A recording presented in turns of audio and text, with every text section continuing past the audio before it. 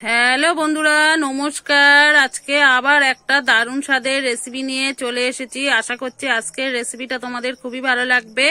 ভালো লাগলে অবশ্যই লাইক করো, কমেন্ট করো, শেয়ার করো। আর যে সকল বন্ধুরা এখন আমার চ্যানেলটাকে সাবস্ক্রাইব করোনি, অবশ্যই সাবস্ক্রাইব করে দিদিটাকে একটু সাপোর্ট করো। তাহলে চলো আজকের রেসিপিটা শুরু করা যাক।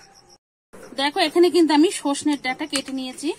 আর ডাঁটাটা কিন্তু যেটা কচি কচি এখন যে সজনের ডাঁটাটা, সেই ডাঁটাটাই কিন্তু আমি কেটে নিয়েছি, ধুয়ে কেটে পরিষ্কার করে নিয়েছি। আর এখানে কিন্তু আমি একটা মিডিয়াম সাইজের আলু কেটে নিয়েছি, কাঁচা লঙ্কা, টমেটো আর পোস্ত বাটা আমি কিন্তু সব কেটে গুছিয়ে নিয়েছি। এবারে কিন্তু আমি উনুনটাকে ধরিয়ে নেব। দেখো, আমি উনুনটা ধরিয়ে কড়াই বসিয়ে দিয়েছি। কড়াইতে কিন্তু এবার তেল দিয়ে দেবো। এখানে আমি সর্ষের তেল দিয়ে করছি। এই রেসিপিটা কিন্তু সর্ষের তেল দিয়ে করলে খেতে বেশি ভালো লাগবে।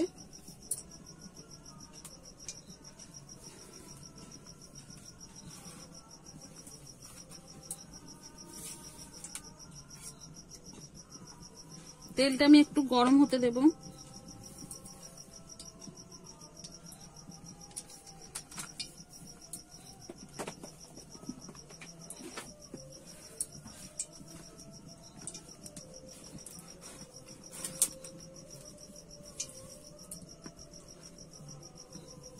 এখানে কিন্তু আমার তেলটা গরম হয়ে গেছে।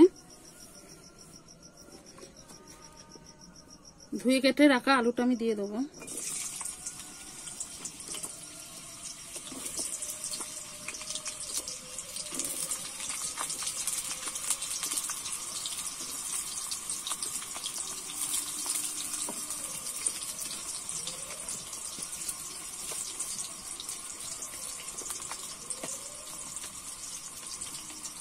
অল্প একটু লবণ দিয়ে দেবো।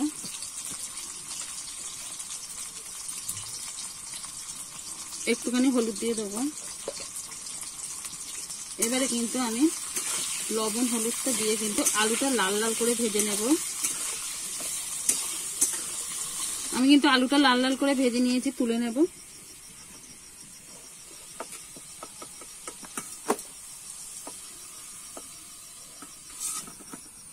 দেখো, এরকম কিন্তু আমি লাল লাল করে ভেজে নিয়েছি।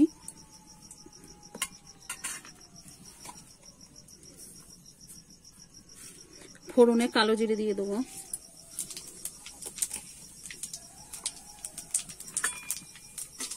ফোড়নটা আমি একটু নেড়ে নেব।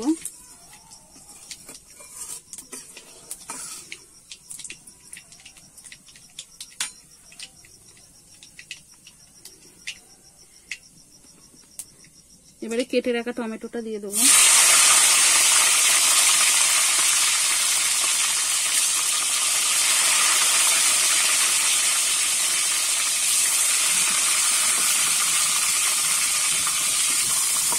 টমেটোটা আমি একটু ভাজা ভাজা করে নেব। টমেটোটা কিন্তু আগের চেয়ে আমার অনেকটাই নরম হয়ে গেছে।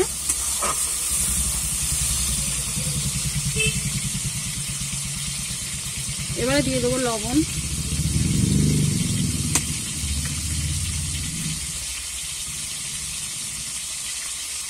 দিয়ে দেবো হলুদ গুঁড়ো আর পোস্ত আর কাঁচা লঙ্কা বাটাটা দিয়ে দেবো। এখানে কিন্তু আমি দুটো কাঁচা লঙ্কা বেটে নিয়েছিলাম। এবারে কিন্তু একটু কষিয়ে নেব।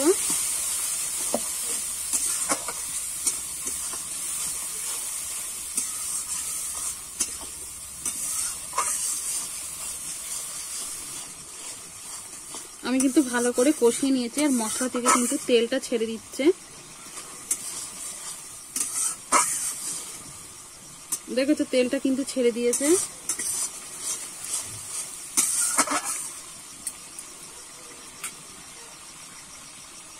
এবারে কিন্তু ধুয়ে কেটে রাখা সজনের ডাঁটাটা আমি দিয়ে দেবো।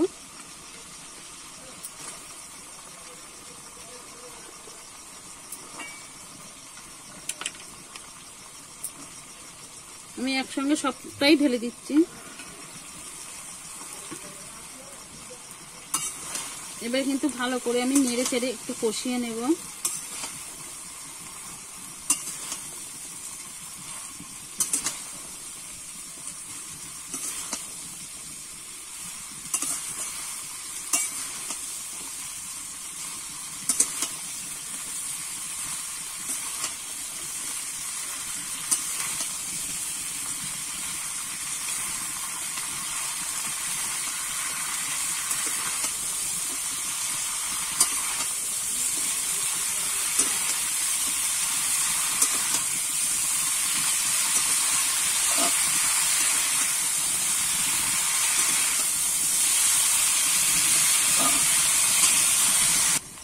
কিন্তু একটু নেড়ে চেড়ে কষিয়ে নিয়েছি। এবারে ভেজে রাখা আলুটা দিয়ে দেব।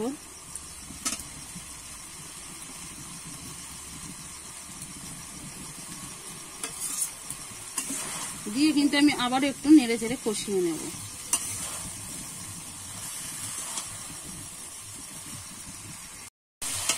আমি কিন্তু ভালো করে কিছুক্ষণ ধরে কষিয়ে নিয়েছি, আর কষাবো না। এবারে কিন্তু আমি জল দিয়ে দেব।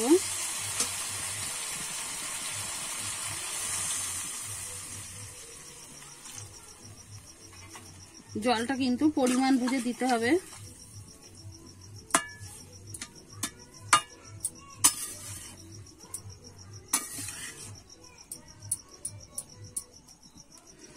যেহেতু এখানে আলু আর ডাঁটাটা কিন্তু অনেকটাই সিদ্ধ হয়ে গেছে, ওই জন্য কিন্তু আমি বুঝে শুনে জলটা দিয়েছি, বেশি দেইনি খুব বেশি। 4টে কিন্তু চিড়ে রাখা কাঁচা লঙ্কা দিয়ে দিচ্ছি।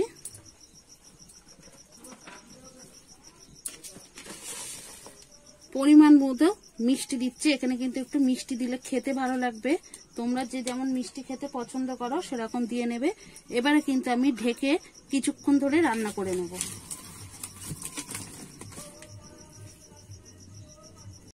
এবার আমি ঢাকনাটা খুলে দেখে নেব।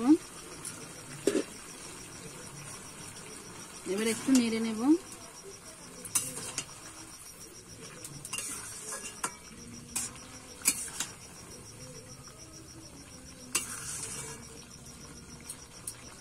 আর একটু কিন্তু হবে, এখনো কিন্তু অনেকটাই ঝোল আছে, সেটা কিন্তু জাল দিয়ে শুকিয়ে নিতে হবে।